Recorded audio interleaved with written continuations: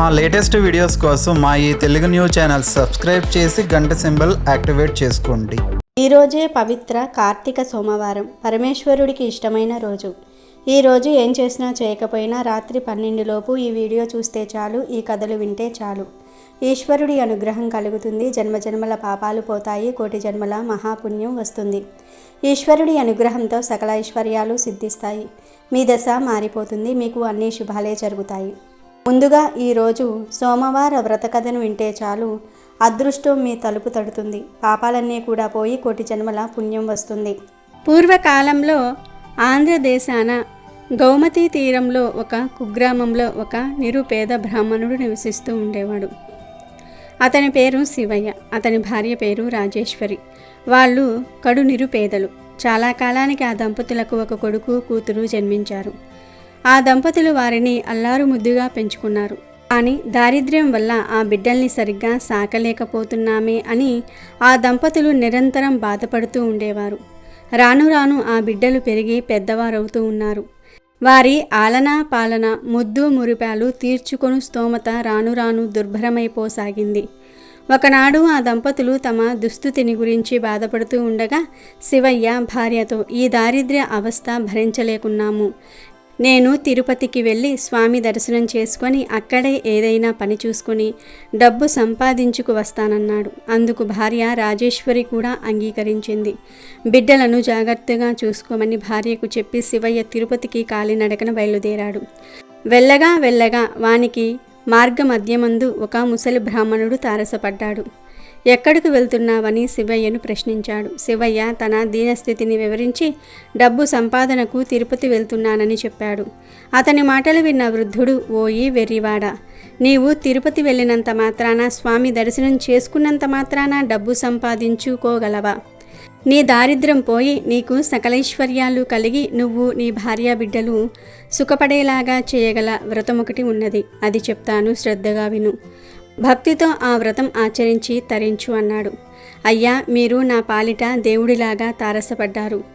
ఆ వ్రతం ఏమిటో, అది ఎలా చేయాలో, ఏ విధి విధానంతో చేయాలో చెప్పి నన్ను కృతార్థుణ్ణి చేయవలసిందని వేడుకున్నాడు.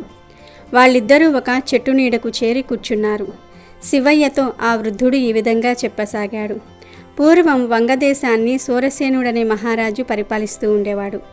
అతనికి సుగుణవతి సౌందర్యవతి అగు కుమార్తె ఉండేది. ఆమె పేరు సీమంతిని. ఆమెకు పసితనం నుండి శివదేవుడంటే అపారమైన ప్రీతి.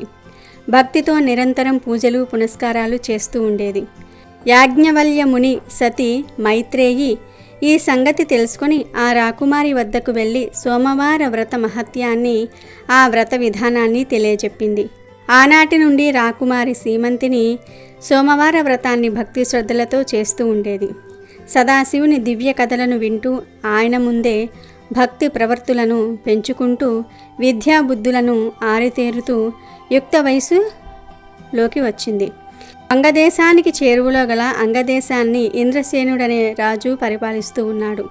ఆ రాజునకు చంద్రగతుడనే కుమారుడు ఉన్నాడు. అతడు గుణమణి భూషణుడు, సౌందర్య సంపన్నుడు.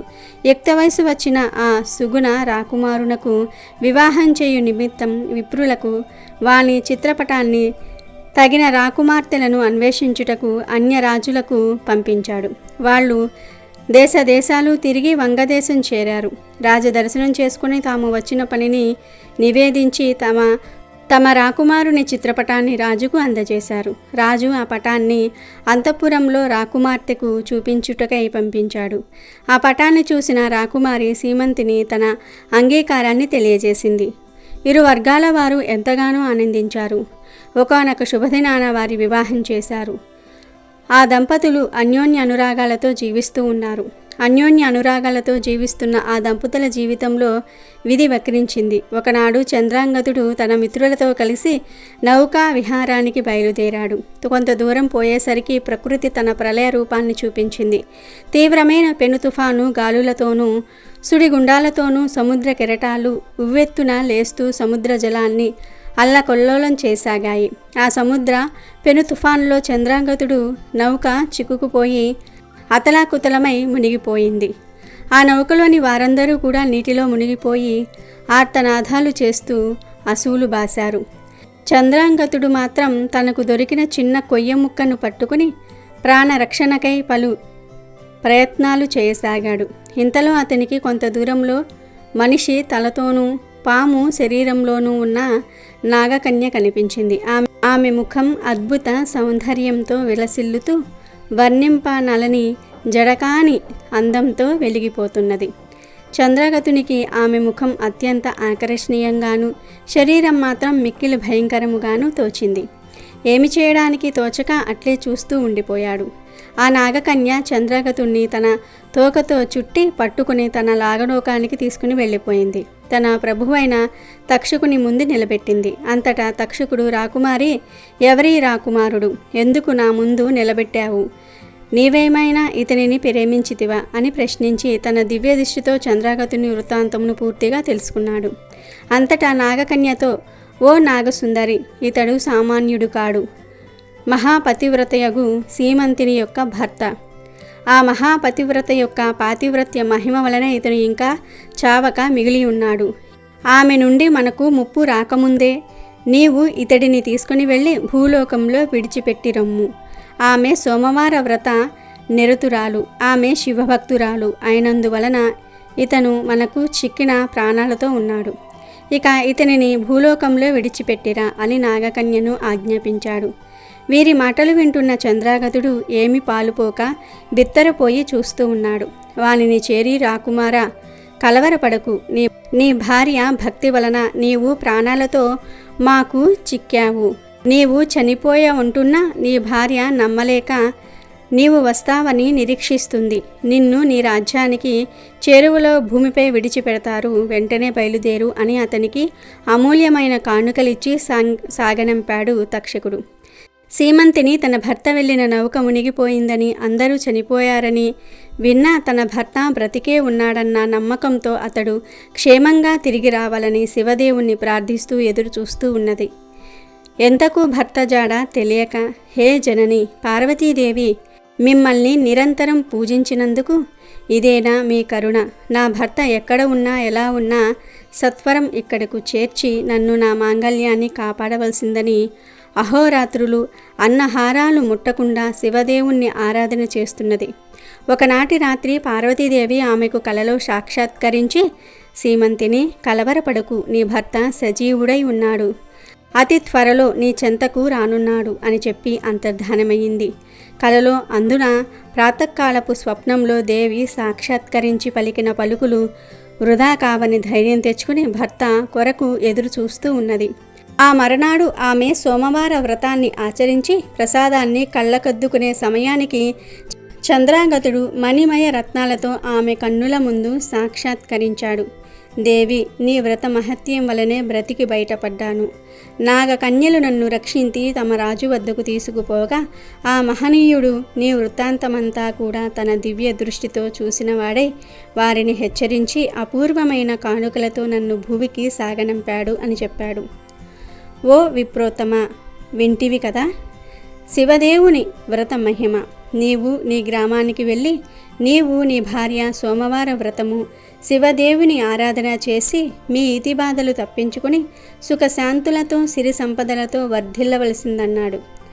అయ్యా, ఆ వ్రత విధానమేమిటో చెప్పి నన్ను కృతార్థుని చేయండి అని శివుడు అంటాడు.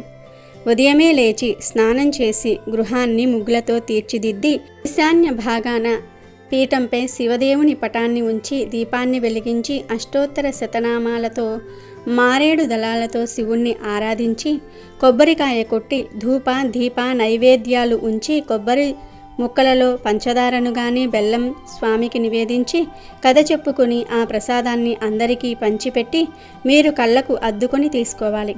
ఇలా 3 సోమవారాలు భక్తి శ్రద్ధలతో శివదేవుణ్ణి ఆరాధించాలి. వ్రత లోపమున్నను భక్తి లోపింపకూడదు అని చెప్పి ఆ వృద్ధ విప్రుడు అంతర్ధానమయ్యాడు. తనను ఉద్ధరించడానికే భగవంతుడు వృద్ధ బ్రాహ్మణ రూపంలో వచ్చి వ్రతాన్ని సూచించాడని శివయ్య సంబరపడుతూ ఇంటికి చేరుకున్నాడు. భార్యతో జరిగిన సంగతి అంతా కూడా తెలియజెప్పాడు. అంతటా ఆ దంపతులు భక్తి శ్రద్ధలతో 3 సోమవారాలు వ్రతాన్ని నిష్ఠగా చేశారు. ఇరుగు పొరుగు వారికి ప్రసాదం పంచిపెట్టారు. సిరి సంపదలు కలిగి ఈతిబాధలు తొలగి శివయ్య దంపతులు సుఖంగా జీవిస్తూ ఉన్నారు. కాలక్రమేణా ఏటేటా చేసుకునే ఆ శివదేవుని వ్రతం పట్ల వారికి అశ్రద్ధ కలిగింది. శివయ్యపై శివదేవుని కరుణ తొలగింది. శివయ్య మళ్ళీ పూర్వపు స్థితికి వచ్చాడు. అంటే ఏమీ లేనివాడిగా తయారయ్యాడు. శివయ్య ఒక ఇంటి ముందు ఆగి భవతి భిక్షాందేహి అన్నాడు. ఆ మాటలకు ఆ ఇంటిలో ఉన్న స్త్రీ, ఈరోజు మేము శివదేవుని వ్రతం చేసుకుంటున్నాము, పూజా పీటల మీద ఉన్నాము, లేచి రావటం కుదరదు, ఈ పూటకు వెళ్ళి రేపు రండి అని చెప్పింది. ఆ పలుకులు విన్న శివయ్య తాము శివారాధనను మరిచి అపచారము చేశామని గుర్తు చేసుకున్నాడు.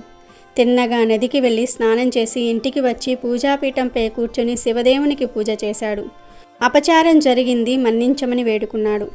పూజ అనంతరం కథ చెప్పుకుంటూ కథ వినడానికి రావాల్సిందని భార్యను పిలిచాడు. అలసి ఉన్నాను, బద్ధకంగా ఉంది, వేలాపాలా లేని ఈ పూజలేమిటని మొండిగా మాట్లాడింది. ఆ మాటలకు శివదేవునికి ఆగ్రహం వచ్చింది.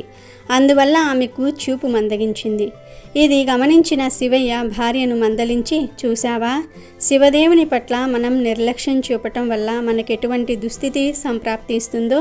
ఆయన పట్ల అపచారం, ఆలక్ష్యం పనికిరాదు. లేచి ఈ రోజైనా పూజా కథ శ్రవణం విను, కాదనకు అని హెచ్చరిస్తాడు. ఆమెకు జ్ఞానోదయమైంది. ఆనాటి నుండి క్రమం తప్పకుండా శివదేవుని వ్రతం చేసుకుని కథ చెప్పుకుంటూ ఉండేవారు. ఇరుగు పొరుగు వారు కూడా వ్రత మహత్యాన్ని తెలుసుకుని భక్తితో ఆచరిస్తూ ఉండేవారు. శివదేవుని వ్రతాచరణ వల్ల అందరూ సుఖ జీవనులై తరించసాగారు. రోజు ఈ కథను వింటే చాలు, అదృష్టం మీ తలుపు తడుతుంది, రాజయోగం పడుతుంది, కష్టాలన్నీ కూడా పోతాయి, సకల ఐశ్వర్యాలు సిద్ధిస్తాయి, తిరిగిలేని రాజయోగం పడుతుంది. ఒకసారి వశిష్ఠ మహర్షిని జనక మహారాజు కార్తీక సోమవారం మహత్యం గురించి చెప్పమని అడుగుతాడు. అప్పుడు వశిష్ఠుల వారు, జనక, కార్తీక మాసంలో సోమవార వ్రతమునకు ప్రత్యేక ప్రాముఖ్యత ఉన్నది. కావున సోమవార వ్రత విధానమును, దాని మహిమను గురించి వివరింతును, సావధానుడవై ఆలకించుము అని ఇలా చెప్పసాగాడు. కార్తీక మాసంలో సోమవారము శివునకు అత్యంత ప్రీతిపాత్రమైన రోజు. ఆ రోజు స్త్రీ కానీ పురుషుడు కానీ ఏ జాతి వారైనా కానీ రోజంతా ఉపవాసం ఉండి నదీ స్నానం చేసి తమ శక్తి కొలది దాన ధర్మములు చేసి నిష్ఠతో శివదేవునకు బిల్వపత్రములతో అభిషేకము చేసి సాయంత్రము నక్షత్ర దర్శనము చేసిన తర్వాత భుజించాలి. ఈ విధముగా నిష్ఠతో ఆ రాత్రి అంతయు జాగరణ చేసి పురాణ పఠనం చేసి తెల్లవారిన తరువాత నదికి వెళ్ళి స్నానమాచరించి తిలదానము చేసి తమ శక్తి కొలది పేదలకు అన్నదానము చేయవలెను. అటులా చెయ్యలేని వారు కనీసము 3 బ్రాహ్మణులకైనా సరే తృప్తిగా భోజనం పెట్టి తాము భుజించవలేను. ఉండగలిగిన వారు సోమవారము నాడు 2 పూటల భోజనం ఏమీ చేయకుండా ఏ విధమైన పలహారము కానీ తీసుకోకుండా ఉండుట చాలా మంచిది. ఇట్లు కార్తీక మాసమందు వచ్చు సోమవార వ్రతమును చేసిన ఎడల పరమేశ్వరుడు కైలాస ప్రాప్తి కలిగించి శివ సన్నిధికి చేర్చును. భర్త లేని వితంతువు సోమవార వ్రతమును ఆచరించి శివ పూజ చేసినచో కైలాసం ప్రాప్తించును. శివ పూజ, విష్ణు పూజ చేసినచో వైకుంఠ ప్రాప్తి పొందును. శివ పూజ చేసిన వాళ్ళు కైలాస ప్రాప్తి పొందుతారు. విష్ణు పూజ చేసినచో వైకుంఠ ప్రాప్తి నొందును. దీనికి ఉదాహరణముగా ఒక ఇతిహాసము కలదు. దానిని నీకు తెలియబరిచెదను, శ్రద్ధగా వినుము అని వశిష్ఠుడు జనకుడితే ఇలా చెప్పసాగాడు. కార్తీక సోమవార ఫలముచే కుక్క కైలాసానికి వెళ్ళుట. పూర్వం ఒక రాజ్యంలోని ఒక గ్రామంలో ఒక పేద బ్రాహ్మణుడు ఉండేవాడు. ఆయన ఒక్కగానొక్క కూతురు పేరే నిష్ఠుర. ఊళ్ళో పూజాది కార్యక్రమాలను జరిపించటం వలన వచ్చే డబ్బుతో ఆ బ్రాహ్మణుడు ఆ అమ్మాయిని అల్లారు ముద్దుగా పెంచుతాడు. యవ్వనంలోనికి అడుగుపెట్టిన నిష్ఠుర ఓ అందమైన సౌందర్య శిల్పంలా తయారవుతుంది. ఆమె అందచందాలను గురించి చుట్టుప్రక్కల గ్రామాల వారు సైతం చెప్పుకునేవారు. ఆమె ఎంత అందమైనదో అంత కఠినమైనది. ఇతరుల పట్ల ఆమె చాలా కటువుగా వ్యవహరిస్తూ ఉండేది. అందువలన ఊళ్ళో వాళ్ళంతా ఆమెను కర్కశ అని చెప్పుకుంటూ ఉండేవారు. ఆమె అందానికి దాసులైన వారు ఆ ఇంటి చుట్టూ తిరుగుతూ ఉండేవారు. ఇతరులను ఆకర్షించే అందం తన సొంతం అన్నట్టుగానే ఆమె ప్రవర్తిస్తూ ఉండేది. ఆమె స్వభావం మంచిది కాకపోవటంతో పరపురుషులతో పరిచయాలు పెరుగుతూ ఉండేవి. తన కూతురు గురించి నలుగురు 4 రకాలుగా మాట్లాడుకుంటూ ఉండటంతో ఆ బ్రాహ్మణుడు ఆమెకు ఒక మంచి సంబంధం చూసి పెళ్లి చేస్తాడు. అలా మిత్రవర్మ అనే యువకుడితో కర్కస పెళ్లి అవుతుంది. మిత్రవర్మ మంచి ఆరోగ్యవంతుడు, అందగాడు, అంతేకాదు గుణవంతుడు, శాంత స్వరూపుడు. అందువలన మిత్రవర్మతో పెళ్లి చేస్తే కర్కస దారిలో పడుతుందని తండ్రి భావిస్తాడు. అలా వాళ్ళిద్దరి పెళ్లి జరిగిపోతుంది. మిత్రవర్మ తల్లిదండ్రులు కూడా కర్కసను కూతురుగానే భావించి ప్రేమతో చూసుకుంటూ ఉంటారు. అయితే తన చుట్టూ ఉన్న వాళ్ళంతా మంచివారే అయినప్పటికీ ఆమె స్వభావంలో మార్పేమీ రాదు. గతంలో పరపురుషులతో తనకు గల సంబంధాన్ని ఆమె కొనసాగిస్తూనే ఉంటుంది. ఈ విషయంలో అత్తమామలు కానీ భర్త కానీ ఆమెను నియంత్రించలేకపోయారు. ఊళ్ళో తన తండ్రికి గల పేరు ప్రతిష్టలను గురించి కానీ అత్తారింటికి కుటుంబ గౌరవం గురించి కానీ ఆమె ఏమాత్రం ఆలోచన చేయదు. తన మనసుకు తోచినట్లుగా ఆమె నడుచుకుంటూ ఉంటుంది. ఊళ్ళో తమ కుటుంబానికి గల పరువు కారణంగా మిత్రవర్మ చాలా వరకు సహిస్తూ వచ్చేవాడు. సహనం నశించినప్పుడు మాత్రం ఆమెను మందలిస్తూ ఉండేవాడు. కొడుకు కోడలు విషయంలో తల దూరిస్తే గొడవ మరింత పెద్దది అవుతుందని అత్తమామలు భరిస్తూ ఉండేవారు. ఇది కర్కస మరింత అలుసుగా తీసుకుంది.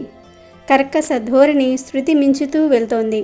అప్పటికే మిత్రవర్మ గౌరవ మర్యాదలు మట్టిలో కలిసిపోయాయి. ఆయన నిస్సహాయుడిగా చూస్తూ ఉండిపోతాడు. అయినా అతను తమకు అడ్డుగా ఉన్నాడనే విషయం పట్ల పరపురుషులు తరచూ అసహనాన్ని వ్యక్తం చేస్తూ ఉండేవారు. దాంతో తన భర్తను అడ్డు తప్పించటమే పరిష్కారమని ఆమె భావిస్తుంది. ఒకరోజు రాత్రి తన భర్త గాఢనిద్రలో ఉండగా ఆమె అతనిని బండరాయితో కొట్టి హతమారుస్తుంది. అతని శవాన్ని పొలిమేరల్లోని పాడుబడిన బావిలో పాడేస్తుంది. ఏమీ ఎరుగనట్లుగా అక్కడి నుంచి తిరిగి వచ్చేస్తుంది. మిత్రవర్మ తల్లిదండ్రులు జరిగినది గ్రహించి చాలా బాధపడతారు. కర్కసకు పరపురుషుల అండదండలు ఎక్కువగా ఉండటం వలన ఆమెను ఏమీ అనలేని పరిస్థితి. అందువలన తమ కొడుకు లేని చోటును తాము ఉండకూడదని భావించి కర్కస కంట పడకుండా వారు ఆ ఊరు నుంచి వెళ్ళిపోతారు. ఇంతకాలంగా తనను అదుపులో పెట్టడానికి ప్రయత్నించిన భర్త లేడు, అత్తమామలు లేరు. అందువలన ఇక తాను ఏం చేసినా అడిగేవారు లేరని ఆమె భావిస్తుంది. అప్పట్నుంచి కర్కస ఇంకా మరింత స్వేచ్ఛగా ప్రవర్తించటం మొదలుపెడుతుంది. కర్కస వైఖరి గురించి ఊళ్ళో వాళ్ళు కొంతమంది చాటుగా గుసగుసలాడితే మరికొందరు ముఖానే అనటం మొదలు పెడతారు. అయితే తనకు గల అండదండలతో అందరినీ భయపెడుతూ ఆమె బతికేస్తూ ఉండేది. ఆమె కారణంగా మిగతా స్త్రీలకు కూడా రక్షణ లేకుండా పోతోంది. అలా కర్కస అడ్డు అదుపు లేని జీవితాన్ని గడుపుతూ వస్తుంది. వయసు ఇంద్రధనుస్సు లాంటిది. చూసుకుని మురిసిపోయేలోగా మాయమైపోతుంది. అలా కర్కసకు వయసు మీద పడింది. వయసులో ఉండగా చేసిన పనుల కారణంగా అనారోగ్యాలు ఆమెను చుట్టుముడతాయి. కర్కస దేహ సౌందర్యం చూసి మాత్రమే ఆమె వెంటబడిన వాళ్ళంతా ఇప్పుడు తాము కనిపిస్తే ఏం సాయం అడుగుతుందో అని తప్పించుకుని తిరగటం మొదలు పెడతారు. ఆమె ప్రవర్తన మంచిది కాదనే విషయం అందరికీ తెలిసిన కారణంగా ఎవ్వరూ ఆమెను పలకరించేవారు కూడా కాదు. ఆదరించేవారు లేక, ఆపదలో పిలిస్తే పలికేవారు లేక కర్కస ఆ ఊళ్ళో ఒంటరిదైపోతుంది. తన శరీరము సహకరించక, తనకు ఎవ్వరూ సహకరించక నానా ఇబ్బందులు పడుతూ రోజులు గడుపుతూ వస్తుంది. చివరకు పలకరించేవారు కూడా లేని పరిస్థితుల్లో చివరి శ్వాసను విడుస్తుంది. యవ్వన గర్వంతో, అందగత్తననే అహంభావంతో మిడిసిపడిన కర్కస చనిపోయిన తర్వాత నేరుగా నరకానికి వెళ్తుంది. భూలోకంలో విచ్చలవిడిగా వ్యవహరిస్తూ అనేక పాపాలు చేసినందుకు, భర్తను హత్య చేసినందుకు, అత్తమామలను కష్టపెట్టినందుకు, ధర్మాచరణను పాటించినందుకు యమధర్మరాజు ఆమెకు అనేక రకాల శిక్షలను విధిస్తాడు. ఆ శిక్షలను కర్కస అతి కష్టం మీద భరిస్తూ వెళ్తుంది. చేసుకున్న వారికి చేసుకున్నంత అని ఎందుకంటారనేది ఆమెకు అర్థమవుతుంది. అలా నరకంలో అన్ని రకాల శిక్షలను అనుభవించిన కర్కస ఆ పాపాలకు ఫలితంగా భూలోకంలోని ఒక ఊళ్ళో కుక్కగా పుడుతుంది. వీధి కుక్కగా తిరుగుతూ ఒక బ్రాహ్మణుడి ఇంటికి సమీపంలోని ఒక చెట్టు క్రింద పడుకునేది. ఏ రోజుకు ఆ రోజు ఎక్కడైనా ఏదైనా దొరికితే తినటం, లేదంటే లేదు. ఏమీ దొరకని రోజున నీరసించి వచ్చి చెట్టు క్రింద పడుకునేది. అలా ఒక రోజున ఆ కుక్క చెట్టు నీడలో పడుకుని ఉండగా అక్కడకు సమీపంలోని ఇంట్లో ఉండే ఒక బ్రాహ్మణుడు కొంత ఆహారం తీసుకొని వచ్చి దాని ముందుంచుతాడు. ఆ బ్రాహ్మణుడు తెచ్చిన ఆహారాన్ని కుక్క గబగబా తినేస్తూ ఉంటుంది. ఆ బ్రాహ్మణుడు అక్కడి నుంచి వెనుదిరిగి ఇంటికి వెళ్తూ ఉండగా కుక్క ఏడుపు వినిపిస్తుంది. ఆ కుక్క ఒక మనిషి మాదిరిగా రోదిస్తూ ఉండటం ఆయనకు విచిత్రంగా అనిపిస్తుంది. తన కళ్ళను తానే నమ్మలేకపోతూ కుక్క దగ్గరకు వెళ్తాడు. ఓ బ్రాహ్మణుడా, నాకు ఈ కుక్క జన్మ నుంచి విముక్తిని ప్రసాదించు, నేను చేసిన పాపాల నుంచి నాకు విముక్తిని ప్రసాదించు అని కుక్క దీనంగా అడుగుతుంది. ఒక కుక్క మనిషిలా మాట్లాడుతూ ఉండటం ఆయనకు చాలా ఆశ్చర్యాన్ని కలిగిస్తుంది. ఆ బ్రాహ్మణుడు అదే విషయాన్ని ఆ కుక్క దగ్గర వ్యక్తం చేస్తాడు. అప్పుడు కుక్క రూపంలోని కర్కశ, బ్రాహ్మణుడా, నేను 14 జన్మల క్రితం ఒక బ్రాహ్మణ కుటుంబానికి చెందిన యువతిని. ఆ జన్మలో నేను అనేక పాపాలు చేసిన కారణంగా నరకలోకంలో అనేక శిక్షలను అనుభవించాను. ఆ తరువాత కుక్కగా 14 జన్మలు ఎత్తాను. ఇది 15వ జన్మ. అయితే ఈ విషయాలేవి నాకు ఇంతకు ముందు వరకు గుర్తు రాలేదు. నువ్వు పెట్టిన ఆహారం తిన్న తర్వాతనే పూర్వజన్మకు సంబంధించిన జ్ఞాపకాలు వరుసగా నాకు గుర్తుకు వచ్చాయి. ఒక్క కుక్కకు పూర్వజన్మ స్మృతి కలగటం, పైగా 14 జన్మల క్రితం తాను ఎవరన్నది చెప్పగలగటం ఆ బ్రాహ్మణుడికి ఆశ్చర్యాన్ని కలిగిస్తుంది. అందుకు కారణం ఏమిటా అని ఆలోచన చేసిన ఆయనకు విషయం అర్థమవుతుంది. హఠాత్తుగా నాకు పూర్వజన్మల గురించిన విషయాలు ఎలా తెలిసాయి, దీనికి కారణం ఏమిటి అని ఆ కుక్క అడుగుతుంది. తాను చేసిన సోమవార వ్రతం ఫలితమే ఇందుకు కారణం అని ఆ బ్రాహ్మణుడు చెప్తాడు. నేను నియమనిష్టలు కలిగిన బ్రాహ్మణుడిని. ఆచార వ్యవహారాలకు నేను ఎంతో విలువను ఇస్తాను. భగవంతుడి ఆరాధన పూర్తయ్యే వరకు ఎలాంటి ఆహారం తీసుకోను. అలాంటి నేను కార్తీక మాసంలో ప్రతిరోజు అభిషేకం చేస్తూ ఉంటాను. ఇక కార్తీక మాసంలో సోమవార వ్రతం ఎంతో విశిష్టమైనటువంటిది. ఈ వ్రతాన్ని ఆచరించేవారు ఉదయం నుంచి ఉపవాసం ఉంటూ నక్షత్ర దర్శనం తర్వాత భోజనం చేస్తారు. ముందుగా జీవరాశికి కొంత ఆహారాన్ని అందించి ఆ తరువాతనే భోజనం చేయవలసి ఉంటుంది. ఈ రోజున సోమవార వ్రతం ముగించి ముందుగా ఆ ప్రసాదాన్ని నేను నీకు ఆహారంగా అందించాను. ఆ వ్రతానికి గల మహిమ కారణంగానే నీకు పూర్వజన్మ స్మృతి కలిగింది, మాట్లాడే శక్తి వచ్చింది అని చెప్తాడు. అప్పుడు ఆ కుక్క, ఓ బ్రాహ్మణుడా, నువ్వు చేసిన మేలును నేను ఎప్పటికీ మర్చిపోలేను. అయితే ఇప్పటి వరకు నేను పడిన బాధలు వేరు. పూర్వజన్మల స్మృతి కారణంగా ఇక ముందు మరింతగా బాధపడవలసి ఉంటుంది. అందువలన నాకు ఈ కుక్క జన్మ నుంచి విముక్తిని ప్రసాదించు అని ప్రాధేయపడుతుంది. ఆ బ్రాహ్మణుడు అంతవరకు అనేక సోమవార వ్రతాలను ఆచరిస్తూ వచ్చాడు. అందువలన ఆ కుక్క బాధను చూడలేక ఒక సోమవార వ్రతం యొక్క ఫలితాలను ఆ కుక్కకు ధారపోస్తాడు. దాంతో ఆ కుక్క ఆ జన్మ నుంచి విముక్తిని పొంది దివ్య శరీరాన్ని ధరించి కైలాసానికి చేరుకుంటుంది. విన్నావా జనక, ఇలా ఒక యువతి తాను చేసిన పాపాల కారణంగా 15 జన్మల పాటు కుక్కగా పుడుతూ నానా బాధలు అనుభవిస్తూ వచ్చింది. అలాంటి కుక్క సోమవార వ్రత ఫలితం కారణంగా శివలోకానికి చేరుకుంటుంది. సోమవార వ్రతానికి అంతటి శక్తి ఉంది. అది ఎలాంటి పాపాలనైనా సరే భస్మం చేస్తుంది. పుణ్యరాశిని అమాంతంగా పెంచేసి ఉత్తమ జన్మలకు కారణమవుతుంది. ఉత్తమ గతులను పొందడానికి దోహదం చేస్తుంది. కార్తీకంలో అలాంటి సోమవార వ్రతం చేయటం మర్చిపోకూడదు అని సెలవిస్తాడు వశిష్ఠ మహర్షి. రోజు ఈ కథను వింటే చాలు, అదృష్టం మీ తలుపు తడుతుంది, రాజయోగం పడుతుంది, కష్టాలన్నీ కూడా పోతాయి. కుశధ్వజం అనే రాజ్యాన్ని విష్ణువర్ధనుడు అనే రాజు పరిపాలిస్తూ ఉండేవాడు. అతనికి శివుడంటే ఇష్టం ఉండదు. విష్ణువు తప్ప మరెవ్వరూ దేవుడు కాదని, శ్రీ మహావిష్ణువు మాత్రమే సృష్టికి మూలాధారమని, శివుడు కేవలం బండరాయని, దానికంటే రుబ్బురోలు తిరగలి నయమని చెప్పేవాడు.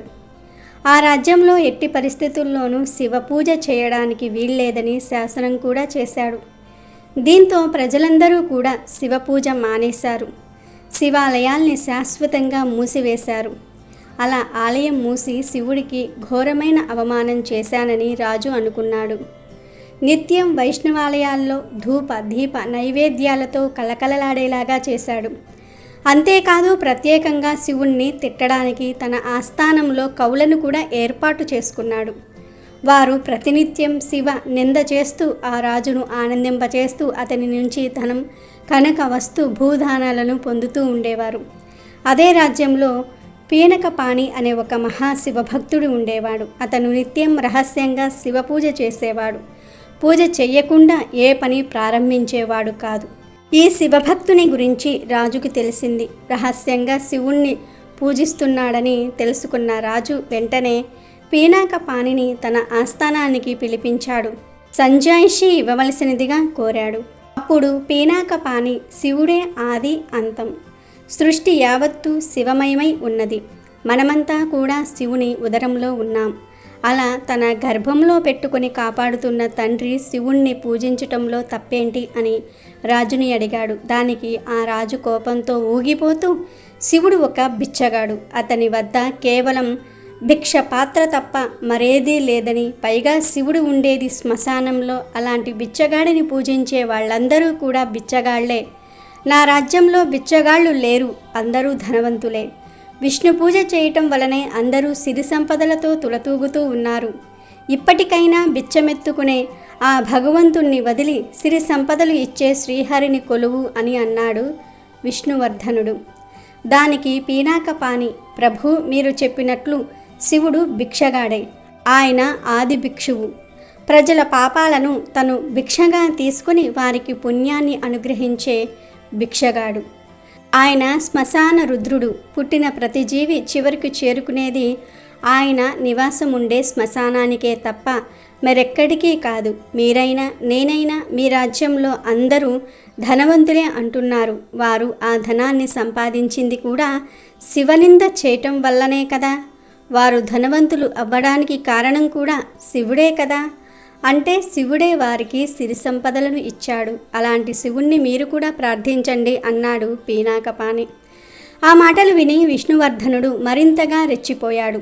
కంటి మీద వేసుకోవడానికి బట్టలు కూడా లేక దిగంబరంగా తిరిగే ఆ దరిద్రుడు, చందన మిశ్రిత సుగంధ ద్రవ్యాలను ఒంటికి రాసుకోలేక శవాలను కాల్చిన బూడిదను ఒళ్ళంతా పులుముకునే ఆ నికృష్యుణ్ణి ఆరాధించటం అవివేకం, నా రాజ్యంలో అవివేకులకు స్థానం లేదు అన్నాడు విష్ణువర్ధనుడు. అప్పుడు పీనాకపాణి, మహారాజా, పుట్టేటప్పుడు పోయేటప్పుడు ఒంటిపై ఏమీ లేకుండా పుడతాము, పోయేటప్పుడు కూడా ఏమీ తీసుకుపోము, చివరికి బూడిద కూడా అని సంకేతంగా ఒంటిపై వస్త్రాలు లేకుండా కేవలం బూడిదను తన ఒంటికి పూసుకుంటూ సంకేతాన్నిస్తాడు.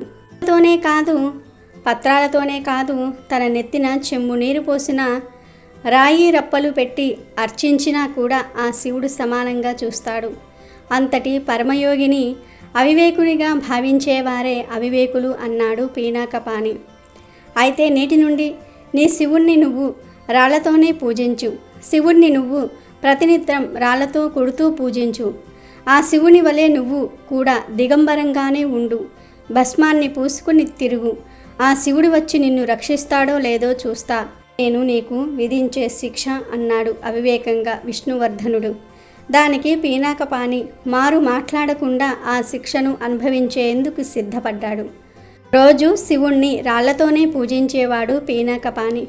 కాలం గడిచిపోతుంది, సంవత్సరాలు దాటుతున్నాయి. కొంతకాలానికి పీనాకపాణి, మహారాజు ఇద్దరూ కూడా ఒకే ముహూర్తంలో చనిపోయారు. విచిత్రంగా ఇద్దరూ కైలాసానికి వెళ్ళారు. ఇద్దరూ శివుని ముందు నిలబడ్డారు. ముందుగా పీనాకపాణి చేతులు జోడించి, పరమేశ్వర, నిన్ను నేను రాజు ఆజ్ఞ ప్రకారం రోజు రాళ్లతో కొట్టాను, అయినా నన్ను నరకానికి పంపకుండా కైలాసానికి తీసుకొచ్చారు, ఎందుకు స్వామి అని అడిగాడు. అందుకు చిరునవ్వుతో శివుడు, నువ్వు నాపై రాళ్లను విసిరినా భక్తితో వేశావు, భక్తి అనేది ముఖ్యం, రాజు శిక్ష విధించక ముందు నువ్వు రోజు నన్ను కొంతసేపే పూజించేవాడివి, కానీ రాజు రాళ్లతో కొట్టమని చెప్పినప్పటి నుంచి రోజంతా నన్ను స్మరించుకుంటున్నావు, కాబట్టి నీకు త్వరగా కైలాసమునకు ముక్తి మార్గం దొరికింది అన్నాడు. ఆ తర్వాత విష్ణువర్ధనుడు శివుని ముందు మోకరిల్లి చేతులు జోడించి, మహాశివ, నేను విష్ణువుని తప్ప మరెవ్వరినీ పూజించలేదు, అలాగే నిన్ను సదా ద్వేషిస్తూ వచ్చాను, నిన్ను నా వద్ద ఉన్న కవులతో తిట్టించాను, ఇతనిచే రాళ్లతో కొట్టించాను, అయినా నాకు కైలాసాన్ని అనుగ్రహించావు ఎందుకు అన్నాడు. ఆ మాటలకు పరమేశ్వరుడు నవ్వుతూ, విష్ణువర్ధన, శివస్య హృదయం విష్ణుః విష్ణుస్య హృదయం శివః అంటే నేను విష్ణువుని ధ్యానిస్తాను, విష్ణువు నన్ను ధ్యానిస్తాడు. ఈ విషయంలో నువ్వు నన్ను ద్వేషిస్తూ నిత్యం నా నామస్మరణ చేశావు. అలా నువ్వు కలలో కూడా నా గురించే ఆలోచించేవాడివి. కనుకనే నా నామస్మరణతోనే నువ్వు కైలాసానికి వచ్చావు. పైగా నీ కవులు నన్ను తిడుతూ చేసిన రచనలన్నీ కూడా నిందాస్తుతులే. అవి నిందాస్తుతులనే పేరుతో సాహిత్యంలో ప్రసిద్ధమవుతాయి. వాటికి కారణమైన వాడవు నీవు, కనుకనే నీకు కైలాస ప్రాప్తి కలిగింది అన్నాడు. దీంతో ఇద్దరూ కూడా మహాదేవుడికి నమస్కరించి కైలాసవాసము పొందారు. ఆయన విడమరిచి చెప్తే తప్ప శివలీలలు ఎవ్వరికీ అర్థం కావు. అందరు దేవుళ్ళు ఒక్కటే, మనుషులే శివకేశవ భేదాన్ని సృష్టించుకున్నారు అనే విషయాన్ని ఈ కథ ద్వారా గ్రహించాలి. ఈ కథ గురించి అసలు ఎవరికీ తెలియదు. చాలా తక్కువ మందికి మాత్రమే కీర్తిముఖుడి గురించి తెలుసు. ఒక రోజున వాతావరణం ప్రశాంతంగా ఉల్లాసంగా ఉండగా శివుడు పార్వతి కైలాసంలో కూర్చుని కబుర్లు చెప్పుకుంటూ ఉన్నారు. చిన్న పిల్లల్లాగా సంతోషంగా నవ్వుతూ ఉన్నారు. అంతలో అకస్మాత్తుగా ఒక ఘోర రాక్షసుడు ఎక్కడి నుండో ఊడిపడ్డాడు వాళ్ల ముందు. వచ్చి శివుడు ముందు నిలబడి ఎక్కడ లేని తిట్లు తిట్టడం మొదలుపెట్టాడు. కానీ పరమ సాత్వికుడైన సదాశివుడు ఏమాత్రం కోపించుకోలేదు. భగవంతుడు గనుక ఎప్పటి మాదిరే నిశ్చలంగా నిరాయుడై నిలిచాడు. శివుడు ప్రశాంతంగా ఉండటం చూసిన కొద్దీ రాక్షసుడు ఇంకా రెచ్చిపోయాడు. ఇప్పుడు వాడి చూపు పార్వతి పైన పడింది. ఓయ్, ఎంత అందంగా ఉంది ఈమె! బూడిద పూసుకొని బిచ్చమెత్తుకునే శివుడికి ఈమె పక్కన నిలబడే అర్హతే లేదు. ఇక్కడ ఉండవలసింది కాదు ఈమె. మా ఇంట్లో నా భార్యగా రాజభోగాలు అనుభవించవలసినది అని వాడు పార్వతి మీదికి పోబోయాడు. వాడి అహంకారం హద్దులు దాటింది. శివుని ఆగ్రహ జ్వాల ఆకాశాన్నంటింది. త్రినేత్రుడి మూడవ కన్ను తెరుచుకున్నది. ప్రపంచమంతా గజగజలాడింది. పిడుగులు రాలాయి, తుఫాన్లు చెలరేగాయి, సముద్రాలు పొంగాయి. ఆకాశం ఎంత నల్లగా చీకటిగా అయ్యిందంటే ఎవరికైనా తమ చేతులు తమకే కనబడటం లేదు. అప్పుడు భయంతో రాక్షసుడు వణికిపోయాడు. ఈ బీభత్సం శమించేసరికి శివుని నుండి మరొక రాక్షసుడు సన్నగా పీలగా వచ్చి నిలబడ్డాడు. ఆ దుర్మార్గపు రాక్షసుణ్ణి తినేందుకు తనకు అనుజ్ఞ ఇవ్వాలని ఈ రాక్షసుడు శివుణ్ణి వేడుకున్నాడు. మొదటి రాక్షసుడికి ప్రాణభయం పట్టుకున్నది. వాడు వెంటనే శివుని కాళ్ల మీద పడి తనకు బుద్ధి వచ్చిందని తనను రక్షించమని ప్రాధేయపడ్డాడు. శివుడు కొంచెం సేపు ఆలోచించి రెండో రాక్షసుడితో సరే వాడిని తినకు అని అన్నాడు. కానీ శివభృద్యుడైన ఈ రాక్షసుడికి అది నచ్చలేదు. ప్రభు, మీరు నన్ను పిలిచిందే వాడిని తినమని. ఇప్పుడు నాకు ఆకలి దహించుకుపోతున్నది. నేను దేన్ని తినాలో సెలవియ్యండి అని వాడు శివుణ్ణి వేధించాడు. అయితే నిన్ను నువ్వే తిను అని ఆజ్ఞాపించాడు శివుడు. భృద్యుడు సరేనని పని మొదలుపెట్టాడు. ముందుగా తన పాదాల నుండి మొదలుపెట్టాడు. శివుని ఆజ్ఞ ప్రకారంగా కరకరమని నములుతూ తింటూ కాళ్ళు చేతులు పొట్ట ఇలా అతను మెడ వరకు తినేయగానే ఇక చాలు అని ఆపాడు సదాశివుడు నవ్వుతూ. నువ్వు ఇప్పుడు చాలా అందంగా ఉన్నావు. నీకు కీర్తిముఖుడని పేరు పెడుతున్నాను. జీవం ఆధారంగానే జీవిస్తుంది అనే మౌలిక సూత్రాన్ని నువ్వు ప్రతిబింబిస్తావు. నేటి నుండి ప్రతి దైవ మందిరంలోనూ నీకు స్థానం కల్పిస్తూ ఉన్నాను. భక్తులు ముందుగా నిన్ను చూసి అర్థం చేసుకోవాలి. నిన్ను అర్థం చేసుకోలేని వాళ్ళు నన్ను కనుగొనలేరు అన్నాడు. జీవం అనేది ఇక భుజించడానికి వీలు కాని ఏకత్వం. భూమిపైన అది వేరువేరు రూపాల్లో కనబడుతుంది. అయినా అది విడదీయరాని ఏకత్వమే తప్ప వేరు కాదు. పులి జింకను చంపి తిన్నంత మాత్రాన జీవం పోయినట్లు కాదు, అది కొంచెం కదిలినట్లు అంతే. పులి నిజానికి చంపెయ్యదు, అది జీవం అనే ఆహారాన్ని కేవలం తింటుంది అంతే. జింక గడ్డిని తిన్నప్పుడు, మనిషి పండును తిన్నప్పుడు కూడా జరిగేది ఇదే. జీవం అంటే ఆహారమే, ఆహారమే జీవం, జీవమే పరబ్రహ్మ. ఇవన్నీ ఒక్కటే, అంతా జీవమే తప్ప వేరు కాదు. మనుషులు దీన్ని మర్చిపోయి గందరగోళానికి లోనవుతూ ఉంటారు. తమ ఆలోచనల్లో తామే పరిభ్రమిస్తూ ఉంటారు. వారికి వాస్తవం ఏంటో గుర్తు చేయవలసిన అవసరం ఉన్నది. కిరీటిముఖుడు అలా దాన్ని గుర్తు చేస్తూ ఉంటాడు. శివుడు ఇంకో సంగతిని కూడా చెప్పాడు. దీని అర్థం ఏ ప్రాణాన్నైనా దేన్నైనా తినవచ్చునని కాదు. వేరువేరు శరీరాలు వేరువేరుగా పరిణామం చెందాయి. ఆరోగ్యంగా బలంగా ఉండేందుకు వాటికి వేరువేరు ఆహారాలు అవసరమవుతూ ఉంటాయి. జంతువులన్నిటికీ ఈ నియమం తెలుసు. అవి ఈ నియమానికి తొలగ్గుతాయి. కనుకనే పక్షులు ధాన్యాన్ని, పిల్లులు మాంసాన్ని, పశువులు గడ్డిని, చెదపురుగులు మొదల్ని తింటూ ఉంటాయి. ఆహారం సర్వం ప్రకృతి వంటశాలలో ముందుగానే తయారై వెలువడుతూ ఉంటాయి. ఈ సంగతిని గుర్తించుకుంటే చాలు. ఏది తినాలో నీకుగానే తెలుస్తూ ఉంటుంది. కానీ నువ్వు ఏది తింటున్నా సరే అది జీవమే తప్ప వేరు కాజాలదు అని అర్థమయ్యే వాళ్ళ కోసం దయతో జోడించాడు శివుడు.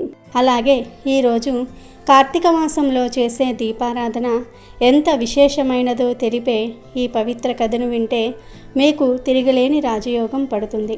ఒకసారి జనక మహారాజుకు వశిష్ఠ మహర్షి కార్తీక దీపారాధన ప్రాముఖ్యత గురించి చెప్తూ ఈ కథను చెప్తాడు. ఒకసారి మతంగ మహర్షి శిష్యులు కార్తీక మాసం కావటంతో నెయ్యితో దీపాలు వెలిగించడానికి సన్నాహాలు చేసుకుంటూ ఉన్నారు.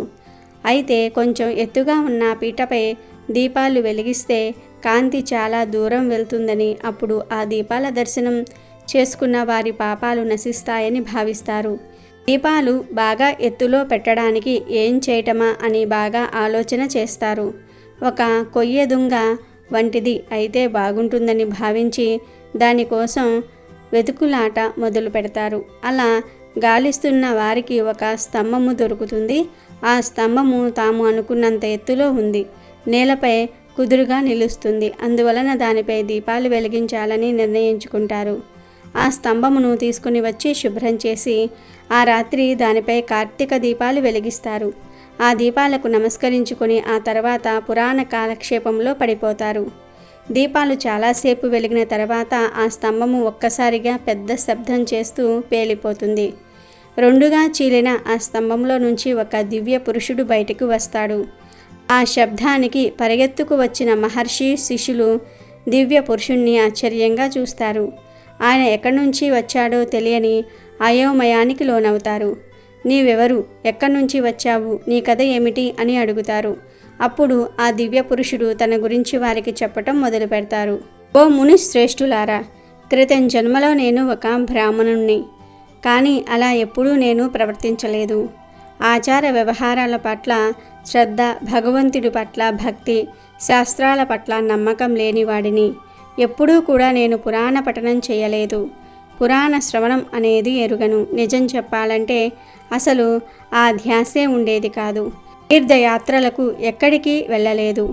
ఏ క్షేత్రాలను దర్శించలేదు. పాపపుణ్యాలను గురించిన ఆలోచన చేసేదే లేదు. అపారమైన సంపద, అందువలన వచ్చిన రాజ్యాధికారం నాలో అహంభావాన్ని పెంచుతూ వెళ్ళాయి అని చెప్తాడు. అంతులేని అహంభావం వలన ఎవరినీ కూడా నేను గౌరవించేవాడిని కాదు. ఆశ్రయం కోరిన వారిని, ఆకలితో వచ్చిన వారిని అవమానించేవాడిని. నా సుఖాలను గురించే తప్ప ఎదుటివారి కష్టాలను గురించి ఎప్పుడూ కూడా పట్టించుకున్నది లేదు. రాజుగా ఉన్నాననే గర్వంతో ఎంతటి గొప్పవారినైనా సరే క్రిందనే కూర్చోబెట్టేవాడిని. విద్యావంతులను, వివేకవంతులను చులకనగా చూసేవాడిని. నాకు ఎదురు చెప్పేవారు లేరు, నన్ను ప్రశ్నించేవారు లేరు అనే ఉద్దేశంతో అవినీతికి, అధర్మానికి పాల్పడుతూ ఉండేవాడిని అని ఆ దివ్య పురుషుడు చెప్తాడు. అలా నేను అజ్ఞానంతో, అహంభావంతో ఎన్నో పాపాలు చేశాను. ఫలితంగా నరకంలో నేను ఎన్నో శిక్షలు కూడా అనుభవించాను. ఆ తర్వాత కుక్కగా, కాకిగా, తొండగా, చెట్టుగా అనేక జన్మలు ఎత్తాను. అదంతా కూడా నాకు ఇప్పుడు గుర్తుకు వస్తుంది. కానీ ఎందుకు పనికిరాని ఒక స్తంభముగా జన్మించిన నేను ఇప్పుడు ఎలా మోక్షాన్ని పొందాను? ముందు జన్మలు నాకు ఎందుకు గుర్తుకు వస్తూ ఉన్నాయి అనేది మాత్రం అర్థం కావటం లేదు అని అంటాడు. అందువలన జరిగిన సంఘటనకు కారణమేమిటనేది మహర్షులే సెలవెయ్యాలని కోరతాడు. అప్పుడు మహర్షి శిష్యులు బాగా ఆలోచించి ఆయనతో ఇలా అంటారు. కార్తీక మాసం మహాపుణ్య విశేషాలతో కూడిన మాసం. ఈ మాసంలో దీపం వెలిగించటం వలనే కాదు, అందుకు సహకరించిన వారికి కూడా పుణ్యం లభిస్తుంది. ఈ రోజున కార్తీక పౌర్ణమి, అందువలన అందరం కూడా కలిసి ఆవు నెయ్యితో దీపాలు వెలిగించాలని అనుకున్నాము. స్తంభము రూపంలో పడి ఉన్న నిన్ను తీసుకొచ్చి దీపస్తంభంగా ఉపయోగించాము. అనువుగా ఉన్న ఆ స్తంభముపై దీపాలు వెలిగించాము. కార్తీక దీపాలు వెలగడానికి ఆధారమై నిలిచావు గనుక నీ పాపాలు నశించి నీకు ఈ జన్మ నుంచి విముక్తి కలిగింది అని వారు చెప్తూ ఉంటారు. ఆ మాటకు ఆ దివ్య పురుషుడు ఎంతగానో సంతోషిస్తాడు. తన ప్రమేయం లేకుండానే తనకు లభించిన భాగ్యానికి ఆనందిస్తాడు. కార్తీక దామోదరుని దయ వలన ఆయనకు స్తంభము జన్మ నుంచి విముక్తి కలగటం పట్ల వారంతా కూడా ఆనందాన్ని వ్యక్తం చేస్తారు. కాబట్టి జనక మహారాజా, కార్తీక మాసంలో దీపారాధన చేసిన వారికి, దీపారాధన చేయడానికి సహకరించిన వారికి, ఆధారమైన వారికి కూడా అనంతమైన పుణ్య ఫలితాలు కలుగుతాయని వశిష్ఠుల వారు జనక మహారాజుతో చెప్తారు. అలాగే ఈరోజు శివుడి పరమ భక్తురాలైనటువంటి అక్క మహాదేవి కథను వింటే చాలు సమస్యలన్నీ కూడా పోతాయి. ఆ పరమేశ్వరుడి అనుగ్రహం కలుగుతుంది. అక్క మహాదేవి ఈ పేరు వినగానే శ్రీశైలంలో ఆమె పేరు మీదుగా ఉన్న ఒక గృహ గుర్తుకు వస్తుంది. విశాలమైన ఆ గుహలో ఆమె సుదీర్ఘ కాలం తపస్సు చేసుకుందని చెప్తారు. కానీ అక్క మహాదేవి కేవలం ఒక భక్తురాలు మాత్రమే కాదు, సమాజాన్ని ధిక్కరించిన ఒక విప్లవకారిణి, భక్తి ఉద్యమానికి కొత్త ఊపు ఇచ్చిన రచయిత్రి, ఆ పరమేశ్వరుణ్ణి తన భర్తగా భావించిన భక్తురాలు. అక్క అన్న పేరు నిజానికి ఒక బిరుదు మాత్రమే. ఈ భక్తురాలి అసలు పేరు మహాదేవి. శివభక్తులైన ఆమె తల్లిదండ్రులు ఆమెను సాక్షాత్తు ఆ పార్వతీదేవి అవతారంగా భావించారు. అందుకనే ఆమెకు మహాదేవి అన్న పేరు పెట్టారు. నిజంగానే పార్వతీదేవి పుట్టిందా అన్నట్లుగా మహాదేవి మొహం తేజస్సుతో వెలిగిపోతూ ఉండేదట. దానికి తోడు నిత్యం శివ పంచాక్షరీ మంత్రాన్ని జపిస్తూ తనదైన లోకంలో ఉండేదట. మహాదేవి పుట్టిన ఊరు కర్ణాటకలోని ఉడుదడి అనే ఒక చిన్న గ్రామం. ఒకసారి ఆ రాజ్యాన్ని ఏలే కౌశికుడు అనే రాజు ఆ గ్రామ పర్యటనకు వెళ్ళాడు. అక్కడ అందరితో పాటుగా రాజుగారి ఊరేగింపును చూస్తూ నిల్చున్న మహాదేవిని చూసి రాజు మనసు పారేసుకున్నాడు. వివాహం చేసుకుంటే ఆమెనే చేసుకోవాలని నిశ్చయించుకున్నాడు. కానీ అక్క మహాదేవి అంగీకరించకపోవటం వలన ఆ రాజు అక్క మహాదేవిని, నీవు వివాహానికి అంగీకరించనిచో నీ తల్లిదండ్రులను చంపుతానని బెదిరించాడు. ఇక ఆమెకు వేరే దిక్కులేక రాజును పెళ్లి చేసుకుంది. పెళ్లి చేసుకున్న అతనిని మాత్రం దూరంగానే ఉంచేది. కౌశికుడు ఆమెను లోబర్చుకోవాలని చాలా ప్రయత్నాలు చేసినా ఆమె నేను శివుడిని ఎప్పుడో పెళ్ళాడాను, నిన్ను కాదు అని తప్పించుకునేది. కొంతకాలానికి రాజుకు సహనం నశించింది. ఆమెను వశపరుచుకోవడానికి ఎంత ప్రయత్నించినా ఆమె అతనిని తిరస్కరించింది. నాకు వేరే చోట మరో భర్త ఉన్నాడు, అతను నా దగ్గరకు వస్తూ ఉంటాడు, నేను అతనితోనే ఉంటాను, నీతో ఉండలేను అని చెప్పేది. దీనిని కౌశికుడు సహించలేక ఇలాంటి భార్యతో ఉండి ఏం ప్రయోజనం, కనిపించని వేరే అతనిని పెళ్లి చేసుకున్న భార్యతో ఎలా ఉండటం అని అనుకున్నాడు. ఆ రోజుల్లో విడాకుల్లాంటివి లేవు. అతనికి ఏమి చెయ్యాలో తోచలేదు. అందువలన ఆమెను రాజసభకు తీసుకొని వచ్చి సభలోని ప్రజలను నిర్ణయించమన్నాడు. సభలో వారు ఆమెను ప్రశ్నించగా ఆమె వేరే ఒక చోట ఉన్న తన భర్త గురించి మాత్రమే మాట్లాడింది.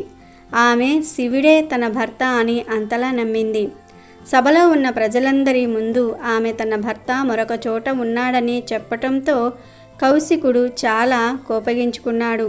అప్పుడు ఆ రాజు అక్క మహాదేవితో, నీవు ఇంతకు ముందే వేరే ఒకరిని పెళ్లాడినచో నాతో ఏమి పని, వెళ్ళిపో అన్నాడు. సరే అని తేలికగా చెప్పేసి ఆమె బయటకు నడవటం మొదలుపెట్టింది.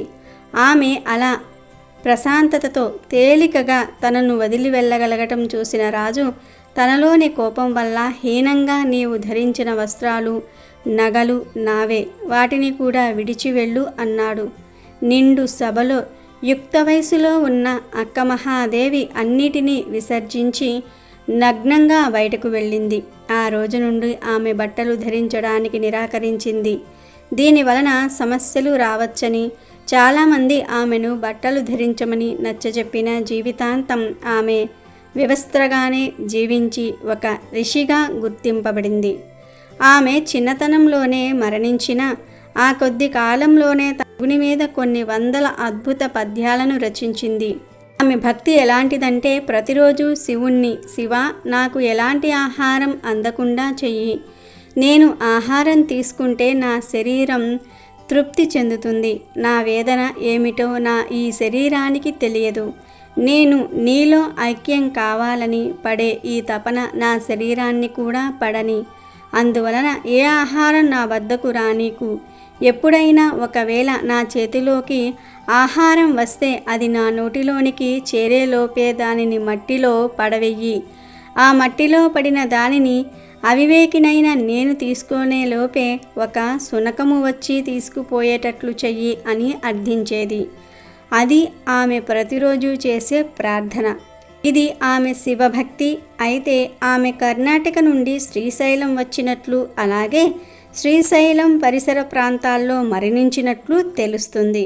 శ్రీశైలంలో అక్కమహాదేవి గుహలు ఉన్నవి. ఇలాంటి భక్తులు భారతదేశంలో కోకల్లలు. భారతదేశం ఆధ్యాత్మిక సాధనా భూమి. ఆంధ్రప్రదేశ్లో త్వనిష్ఠుడు అనే ఒక సద్బ్రాహ్మణుడు ఉండేవాడు. ఆయన ఎంతో నియమనిష్టలను కలిగి ఉండేవాడు. సూర్యోదయానికి ముందే నిద్రలేచి స్నానం చేసి దేవతార్చనను పూర్తి చేసే వరకు ఎలాంటి ఆహారం తీసుకునేవాడు కాదు. సమయం దొరికినప్పుడల్లా ఆయన తీర్థయాత్రలు చేస్తూ ఉండేవాడు. కార్తీక మాసంలో నదీ తీరాల్లోని క్షేత్రాలను దర్శించేవాడు. అలా ఒకసారి ఆయన కార్తీకంలో తీర్థయాత్రలకు బయలుదేరుతాడు. అలా ఆయన గోదావరి నదీ తీర ప్రాంతంలోని క్షేత్రాలను దర్శిస్తూ నడక సాగిస్తూ ఉన్నాడు. గోదావరి నది మధ్యలో ఒక ప్రదేశంలో పెద్ద మర్రి చెట్టు ఉంటుంది. ఆ చెట్టుపై చాలా కాలంగా 3 బ్రహ్మరాక్షసులు నివసిస్తూ ఉంటారు. భయంకరమైన ఆకారంతో ఉన్న ఆ రాక్షసులు అటుగా వచ్చిన వారిని చంపేసి ఆహారంగా తింటూ ఉంటారు. దాంతో ఈ విషయం తెలిసి ఆ చుట్టుప్రక్కల ప్రజలు ఎవ్వరూ కూడా ఆ దరిదాపుల్లోనికి వచ్చేవారు కాదు. అందువలన ఆ ప్రాంతమంతా నిర్మానుష్యంగా ఉండేది. తీర్థయాత్రలు చేస్తూ వస్తున్న తత్వనిష్ఠుడికి ఆ ప్రాంతం కొత్త కావటం వలన ఈ విషయం తెలియదు. అటుగా ఎవ్వరూ రాకపోవటం వలన ఈ విషయం తష్టుడికి తెలియచెప్పేవారు కూడా లేరు. అందువలన తత్వనిష్ఠుడు గోదావరి తీరంలో నడుచుకుంటూ వస్తూ ఉంటాడు. అలా దగ్గరకు వచ్చిన తర్వాత ఆయన మర్రి చెట్టుపై ఉన్న బ్రహ్మరాక్షసులను చూస్తాడు. అంతే, భయంతో వణికిపోతాడు. ఇక ఈ పరిస్థితుల్లో తనను ఆ భగవంతుడే కాపాడాలని అనుకుంటాడు. నారాయణ నామస్మరణ చేస్తూ అక్కడి నుంచి పరుగు అందుకుంటాడు. మర్రి చెట్టుపై ఉన్న బ్రహ్మరాక్షసులు తమను చూసి పారిపోతున్న బ్రాహ్మణుని చూస్తారు. ఎంత మాత్రం ఆలస్యం చేయకుండా ఆయన వెంటపడతారు. బ్రహ్మరాక్షసులు తన వెంటపడటం చూసి తత్వనిష్ఠుడు మరింత వేగంగా పరిగెత్తటం మొదలు పెడతాడు. అయితే బ్రహ్మరాక్షసులు పెద్ద పెద్ద అంగలు వేస్తూ చాలా వేగంగా అతనిని సమీపిస్తూ ఉంటారు. అప్పటికే చాలా రోజులుగా నడుస్తూ ఉండటం వలన ఆ బ్రాహ్మణుడు ఎక్కువగా పరిగెత్తలేకపోతూ ఉంటాడు. తాను బ్రహ్మరాక్షసులో చిక్కటం, వాళ్ళ చేతుల్లో చావటం ఖాయమని ఆయన భావిస్తాడు. బ్రహ్మ రాక్షసులు తత్వనిష్ఠుణ్ణి దాటుకుని ముందుకు వెళ్ళి ఆయనకు ఎదురుగా నిలబడతారు. వాళ్లను చూడగానే ఆయన కంపించిపోతాడు. తనని వదిలేయమని కోరతాడు. ఆ బ్రాహ్మణుడు చాలా భక్తిపరుడని, నియమనిష్టలు కలిగిన వాడని ఆయన తేజస్సును బట్టి బ్రహ్మ రాక్షసులకు అర్థమవుతుంది. అందువలన వాళ్ళంతా కూడా ఆయనకు వినయంగా నమస్కరిస్తారు. ఓ బ్రాహ్మణుడా, భయపడకు, నిన్ను మేము ఏమీ చెయ్యము. నీ వంటి ఉత్తమమైన బ్రాహ్మణుడిని ఈ మధ్యకాలంలో చూడలేదు. ఎందుకో నిన్ను చూడగానే మమ్మల్ని ఉద్ధరిస్తావని అనిపించింది అని అంటారు. ఎప్పుడైతే ఆ బ్రహ్మ రాక్షసులు తనకు నమస్కరించారో అప్పుడే తన్విష్ఠుడిలో భయం పోతుంది. ఆయన మనసు కాస్త తేలిక పడుతుంది. దాంతో ఆయన తన ఆయాసం, దాహం తీర్చుకుంటాడు. ఆ తర్వాత, అయ్యా, మీరెవరు? చూడడానికి బ్రహ్మ రాక్షసులుగా ఉన్నారు. వికృతమైన ఆకారంతో భయభ్రాంతులను చేస్తూ ఉన్నారు. మీ ఆకారానికి మాటలకు పొంతన కుదరటం లేదు. మంచి వాళ్ళలానే మాట్లాడుతూ ఉన్నారు. అదే స్వభావంతో కనిపిస్తూ ఉన్నారు. అలాంటి మీకు ఈ రూపాలు ఎలా వచ్చాయి అంటూ సందేహాన్ని వ్యక్తం చేస్తాడు. ఈ ప్రదేశంలో జనసంచారం లేకపోవటం చూస్తే నాకు అనుమానం వచ్చింది. ఇక్కడ మీరు నివసిస్తూ ఉండటం వల్లనే ఇటుగా ఎవ్వరూ రావటం లేదనే విషయం నాకు అర్థమయ్యింది. కానీ మీరు మర్రి చెట్టుపై ఉండటం వలన దగ్గరకు వచ్చే వరకు నేను చూడలేదు. మీ వికృతమైన ఆకారాలను చూసి భయంతో పరిగెత్తాను. మరి నన్ను చంపే ఉద్దేశం లేనప్పుడు మీరు ఎందుకు నా వెంట పడ్డారు? మీకు ఏం కావాలి? ఆ వలన అయ్యే సాయమేదైనా ఉంటే తప్పక చేస్తాను అంటాడు. అప్పుడు బ్రహ్మరాక్షసులు ఒకరు ముఖం ఒకరు చూసుకుంటారు. అందులో ఒకడు తన గురించి చెప్పటం మొదలు పెడతాడు. అయ్యా, నేను ద్రావిడ ప్రాంతానికి చెందిన బ్రాహ్మణుడిని. అంధరం అనే గ్రామానికి అధికారిని. ఆ గ్రామంలో ఎవరైనా సరే నేను చెప్పినట్లుగా వినవలసిందే. అధికార బలం వలన నేను అవినీతితో కూడిన ఎన్నో పనులను చేశాను. అన్యాయాలకు పాల్పడ్డాను. ఎంతోమందిని నమ్మించి మోసం చేశాను. వంచనతో సాధించిన సొమ్మును చూసుకుని నా తెలివితేటలకు నేను పొంగిపోయేవాడిని. ఎంతో కష్టపడి బ్రాహ్మణులు సంపాదించుకున్న సంపదను బలవంతంగా సొంతం చేసుకున్నాను. వాళ్ళు ఎన్ని విధాలుగా ప్రాధేయపడినా నేను కనికరించేవాడిని కాదు. నేను చేసే అన్యాయాలను గురించి ఎవరైనా ప్రశ్నిస్తే నా తెలివితేటలతో వాళ్లను అనేక రకాలుగా ఇబ్బందులకు గురి చేసేవాడిని.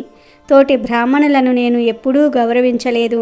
ఆకలితో ఉన్న బ్రాహ్మణులకు ఇంత అన్నం పెట్టలేదు. అహంభావం వలన అప్పట్లో అదో గొప్పతనంగా భావించి గర్వపడేవాడిని. ఊపిరి ఉన్నంత వరకు నేను నా ప్రవర్తనను మార్చుకోలేదు. అందువల్లనే భగవంతుడు నాపై ఎంతమాత్రం దయ చూపలేదు. నేను చేసిన పాపాలకు నరకంలో అనేక శిక్షలు అనుభవించాను. ఆ తర్వాత బ్రహ్మ రాక్షసుడినై ఇదిగో ఇక్కడ ఈ చెట్టుపై ఉంటున్నాను. నిన్ను చూస్తూ ఉంటే ఉత్తమమైన బ్రాహ్మణుడిలా అనిపించావు. ఇలాంటి ధర్మాత్ముడి వలన నాకు ముక్తి కలుగుతుందని అనిపించింది. ఈ జన్మ నుంచి విముక్తిని కలిగించమని కోరటం కోసమే నీ వెంట పడ్డాము. మమ్మల్ని కనికరించి ఇక్కడి నుంచి కదలాలి అని ఆ బ్రాహ్మణుడిని ప్రాధేయపడతాడు. బ్రహ్మ రాక్షసుడి వేదన వినగానే ఆ బ్రాహ్మణుడికి ఎంతో జాలి కలుగుతుంది. అందరినీ భయపెడుతూ బ్రతకతంలో ఆనందాన్ని పొందకుండా ఆ జన్మ నుంచే విముక్తిని పొందడానికి ప్రయత్నించటం ఆయనకు ఆనందాన్ని కలిగిస్తుంది. చేసిన పాపాలకు ప్రాయశ్చిత్తం ఆ బ్రహ్మరాక్షసుడి మాటల్లో వినిపిస్తుంది, ఆయన కళ్ళల్లో కనిపిస్తుంది. అప్పుడు ఆయన మిగతా ఇద్దరు బ్రహ్మరాక్షసుల వైపు చూస్తూ మరి మీ కథ ఏమిటి అని అడుగుతాడు. అప్పుడు రెండవ బ్రహ్మరాక్షసుడు తన గురించిన విషయాలను చెప్పటం మొదలు పెడతాడు. బ్రాహ్మణుడికి రెండవ బ్రహ్మరాక్షసుడు నమస్కరిస్తూ, అయ్యా, నేను చేసిన పాపం కన్న వాళ్లను ప్రేమగా చూసుకోకపోవటమే. నా తల్లిదండ్రులు నన్ను ఎంతో ప్రేమతో పెంచి పెద్ద చేశారు. ఏ విషయంలోనూ నాకు ఎలాంటి లోటు రాకుండా చూసుకున్నారు. నేను ఏది అడిగినా అది వారి శక్తికి మించినది అయినా సరే నా ఆనందం కోసం వెంటనే ఏర్పాటు చేసేవారు. నేను ఎలాంటి ఇబ్బంది పడకుండా ఉండటం కోసం వాళ్ళు అనేక కష్టాలు పడ్డారు. నిజం చెప్పాలంటే వారు సుఖపడటం అనేది నేను చూడలేదు. ఎప్పటికప్పుడు వాళ్ళు అమర్చినవి అనుభవిస్తూ నేను సంతోషపడ్డానే గాని అందుకోసం వాళ్ళు పడుతున్న బాధలను గమనించేవాడిని కాదు. ఊహ తెలిసే వయసులో ఆ విషయాన్ని గ్రహించినా పెద్దగా పట్టించుకోలేదు. నన్ను ఆనందపెట్టడం కోసమే వాళ్ళు జన్మించారన్నట్టుగా వ్యవహరించటం మొదలుపెట్టాను. యవ్వనంలోనికి అడుగుపెట్టిన తర్వాత అందమైన అమ్మాయితో నా వివాహం జరిపించారు. ఆమెతో కలిసి నేను ఆనందంగా హాయిగా ఉండాలనే ఉద్దేశంతో అన్ని ఏర్పాట్లు చేశారు. అయితే వివాహమైన తరువాత నేను పూర్తిగా భార్య వ్యామోహంలో పడిపోయాను. ఎంతసేపు భార్యకు ఏం కావాలో చూసేవాడిని కానీ తల్లిదండ్రులను పట్టించుకొని ఎరుగను. నా సంపాదనంతా కూడా నా భార్యతో విలాసంగా గడపటం కోసమే ఖర్చు చేస్తూ ఉండేవాడిని. తల్లిదండ్రుల అవసరాలు మాత్రం అడిగింది లేదు. సంతానం కలిగిన తరువాత భార్య బిడ్డలే లోకమైపోయారు. వాళ్ళతో ఎప్పుడూ సంతోషంగా గడపటం కోసమే నేను నా కాలాన్ని ఖర్చు చేసేవాడిని. అమ్మా నాన్నలను ప్రేమగా చూసింది లేదు. కనీసం ఆత్మీయంగా పలకరించింది లేదు. పైగా విసురుకోవటాలు కసురుకోవటాలు చేసేవాడిని. అయినా వాళ్ళు అనుక్షణం నా బాగునే కోరుకునేవారు. అలా నా తల్లిదండ్రులు నా నుంచి ఏమీ ఆశించకుండానే ఈ లోకం నుంచి వెళ్ళిపోయారు. ఆ తర్వాత వయస్సు పైబడటంతో నన్ను అనారోగ్యాలు చుట్టుముట్టాయి. ఆ స్థితిలో నా తల్లిదండ్రులు ఎంతగా కష్టపడి ఉంటారనేది నాకు అర్థమయ్యింది. చనిపోయిన తర్వాత నేను నరకానికి వెళ్ళాను. అక్కడ అనేక శిక్షలు అనుభవించాను. ఆ పాపం ఫలితంగానే బ్రహ్మ రాక్షస రూపం కూడా వచ్చింది. ఇక ఈ జన్మ చాలు, మాకు విముక్తిని ప్రసాదించు అని తన ఆవేదనను వ్యక్తం చేస్తాడు. ఇక త్వనిష్ఠుడు మూడవ బ్రహ్మ రాక్షసుడి వైపు చూశాడు. ఆయన తన కథను చెప్పటం మొదలు పెడతాడు. ఓ బ్రాహ్మణుడా, నేను కూడా గత జన్మలో బ్రాహ్మణుడినే, కానీ నీ అంతటి ఉత్తముడిని కాను. నేను ఒక విష్ణు ఆలయంలో పూజారిగా ఉండేవాడిని. అనునిత్యం భగవంతుడి పూజలో సేవలో తరించవలసిన నేను ఎప్పుడూ కూడా వాటిపై శ్రద్ధ పెట్టలేదు. ఏ రోజున కూడా ఆ స్వామిని అంకిత భావంతో అర్చించినది లేదు. మనసంతా ఇతర వ్యామోహాలపై సంచరిస్తూ ఉండేది. మనసు ఎటు వెళ్ళితే నేను అటు వెళ్ళాను. ధర్మబద్ధమైన కోరికలను తీర్చడానికి భగవంతుడు సిద్ధంగా ఉంటే నేను ఆయన పాదాలను వదిలిపెట్టి అందుకు భిన్నమైన మార్గంలో ప్రయాణించాను. భగవంతుడి సేవ కోసం ఉపయోగించవలసిన వాటిని కూడా నేను నా సంతోషాల కోసం ఇతరులకు సమర్పించుకున్నాను. నేను నడుచుకునే మార్గం తప్పు అని నాకు చాలామందే చెప్పారు. కానీ నాలోని అహంభావం వలన నేను ఎప్పుడూ కూడా వినిపించుకోలేదు. నాకు తోచిన మార్గంలోనే నేను వెళ్ళాను. అందుకు నరకంలో తగిన శిక్షలనే అనుభవించాను. ఇక ఆ పాపంలోని భాగంగానే బ్రహ్మ రాక్షసుడిగా ఈ మర్రి చెట్టును పట్టుకుని ఉన్నాను. అయితే మాకు ఈ జన్మ నుంచి విముక్తిని కలిగించు. అందుకు ఏం చెయ్యాలో చెప్తే చేయడానికి మేము సిద్ధంగా ఉన్నాము అంటాడు. ఆ ముగ్గురి రాక్షసుల కథలను విన్న ఆ బ్రాహ్మణుడు వారితో ఇలా అంటాడు. ఓ బ్రహ్మ రాక్షసులారా, ఇక మీరు బాధపడవలసిన పని లేదు. ఇది కార్తీక మాసం. నేను నదీ తీరాల్లోని క్షేత్రాలను దర్శిస్తూ వెళ్తూ ఉన్నాను. మరికొన్ని రోజులలో కావేరీ నదికి చేరుకుంటాను. మీరు నన్ను అనుసరించండి. కార్తీక మాసంలో నదీ స్నానం వలన అనేక పాపాలు నశిస్తాయి. మీ వికృత రూపాలు కూడా పోతాయి అని చెప్తాడు. బ్రహ్మరాక్షసులు ఆనందంతో ఒకరి ముఖం ఒకరు చూసుకుంటారు. ముగ్గురు కూడా ఆ బ్రహ్మరాక్షసుణ్ణి అనుసరిస్తారు. అలా కొన్ని రోజుల పాటు ప్రయాణించి వాళ్ళు కావేరీ నదికి చేరుకుంటారు. ఆ నదిలో ఆ బ్రాహ్మణుడు స్నానం చేస్తాడు. ఆయన ఆదేశం మేరకు ముగ్గురు బ్రహ్మరాక్షసులు కూడా ఆ నదిలో స్నానం చేస్తారు. ఆ తరువాత ఆ బ్రాహ్మణుడు తన నదీ స్నాన ఫలితాలను ఆ ముగ్గురుకు ధారపోస్తాడు. దాంతో వాళ్లకు బ్రహ్మ రాక్షస జన్మ నుంచి విముక్తి లభించి దివ్య శరీరాలతో పుణ్యలోకాలకు వెళ్ళిపోతారు. శివపురాణం ప్రకారం ఓ ఋషి ఎంతో తపస్సు కారణంగా శక్తివంతంగా మారుతాడు. ఆ ఋషి కేవలం ఆకులు పండ్లు మాత్రమే ఆహారంగా తీసుకుంటాడు. ఆ ఋషి పేరు ప్రణాద్. ఆ ఋషి తన తపస్సు కారణంగా అడవిలోని సమస్త జీవరాశులను నియంత్రించే శక్తిని పొందుతాడు. ఒకానొక సందర్భంలో తన గుడిసెకు మరమ్మతుల కోసమని దొంగలను కోస్తున్నప్పుడు అనుకోకుండా తన చేతివేలికి గాయమవుతుంది. గాయమైన ఆ చేతివేలు నుంచి రక్తానికి బదులు ఒక మొక్కకు సంబంధించిన రసం కారుతుంది.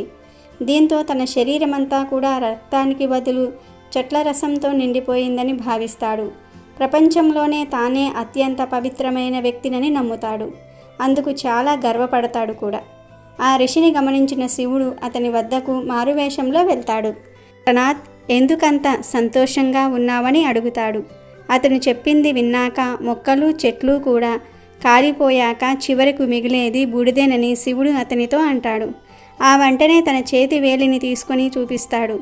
అక్కడ రక్తానికి బదులు బూడిద వస్తుంది. అప్పుడు ఆ ఋషికి అర్థమవుతుంది తన ఎదుట ఉన్నది భగవంతుడు అని. అంతే, శివుడిని ఆ ఋషి క్షమాపణ కోరుతాడు. ఇక అప్పటి నుంచి శివుడు తన ఒంటిపై బూడిదతోనే కనిపిస్తాడు. ఎవరైనా సరే బాహ్య సౌందర్యాన్ని చూసి మురిసి అహంకారం ప్రదర్శించవద్దు. అంతిమ నిజమేమిటి అన్నది ప్రతి ఒక్కరూ కూడా గ్రహించాలన్నదే దీని సారాంశం. కార్తీక సోమవారం పూట శివపురాణంలోని ఈ కథ వినటం ద్వారా ఆ పరమేశ్వరుడి అనుగ్రహం లభిస్తుంది. కాబట్టి ఈరోజు రాత్రి 12 లోపు ఈ వీడియో చూస్తే చాలు, ఈ కథలు వింటే చాలు. 2 నిమిషాల్లో మీ దశ తిరిగిపోతుంది. శివ అనుగ్రహం కలుగుతుంది. అపర కుబేరులవ్వటం ఖాయం. ఈరోజు ఈ కథలను వినటం వలన కష్టాలన్నీ కూడా పోతాయి. తెలిసి తెలియక చేసిన పాపాలన్నీ కూడా పోతాయి. ఇక మీ ఇంట్లో అన్ని శుభాలే జరుగుతాయి. ముందుగా ఈరోజు కార్తీక సోమవార మహత్యాన్ని తెలిపే కార్తీక పురాణంలోని ఈ కథను వింటే చాలు, శివానుగ్రహం కలుగుతుంది, కష్టాలన్నీ కూడా పోతాయి. అమెజాన్లో బెస్ట్ డిస్కౌంట్స్ కోసం వీడియో డిస్క్రిప్షన్లో లింకు ఉంది, చూడండి. అలాగే మా టెలిగ్రామ్ ఛానల్ సబ్స్క్రైబ్ చేసుకోండి.